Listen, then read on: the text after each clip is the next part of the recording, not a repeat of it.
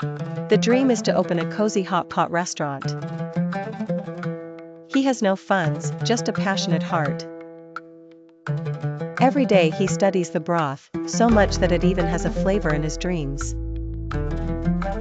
He starts selling with an old menu passed down from his mother.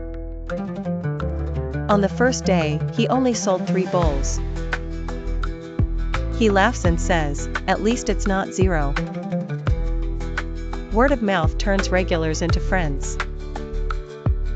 The little shop becomes busier, with no empty seats. But that night, when the gas stove suddenly broke, he knelt down to finish cooking the last pot.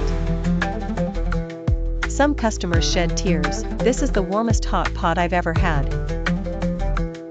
He finally understood that the flavor carries stories and sincerity. Finally, he opened his own store. On the wall hangs a row of smiling photos of regulars. He says, "Here, we not only sell hot pot, but also cook dreams."